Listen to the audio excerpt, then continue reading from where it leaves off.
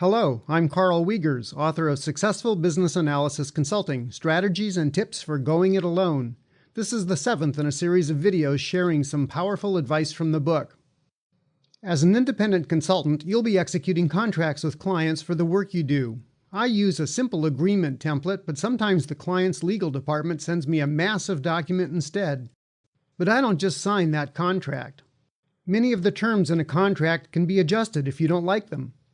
This episode describes some categories where you might negotiate with a client to reach a mutually acceptable agreement.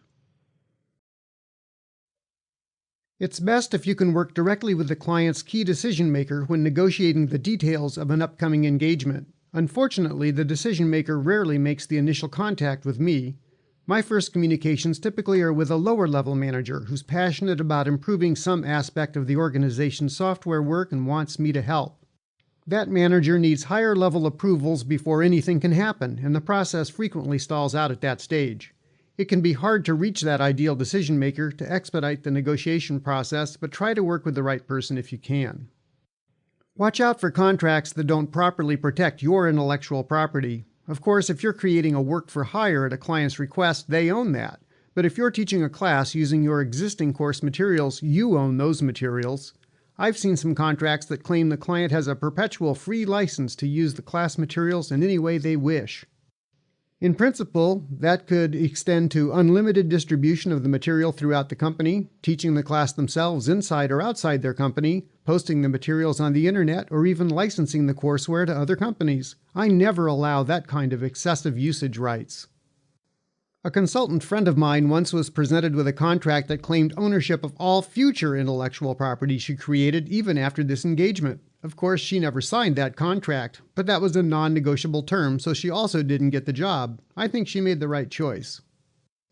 The most obvious negotiable term is your fee. In my experience, clients don't challenge this as often as you might expect. I have standard rates, but there's some flexibility in them. I'll also drop the price if the client wants a combination of consulting and training services or requests multiple presentations during the same trip, or if there's some other good reason.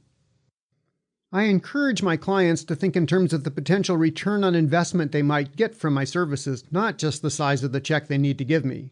For instance, a software team can waste a lot of money on rework because of requirements problems. But if I can teach their business analysts how to do a better job of defining and communicating requirements, they can recoup the cost of the training quickly.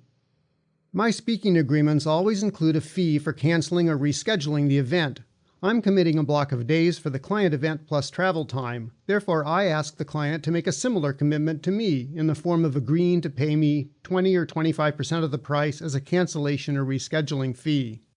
Sometimes we negotiate a lower fee or put some time bounds around it, but if the client won't accept that clause in the contract, we don't make a deal.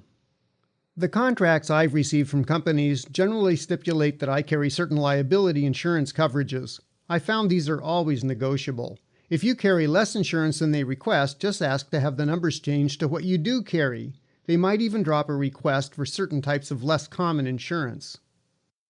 You won't win every negotiation, but you might be able to do better than you expect just by asking. I will sometimes concede a minor point to resolve something I feel more strongly about in my favor. If you think win-win, both parties can generally reach an agreement they can live with.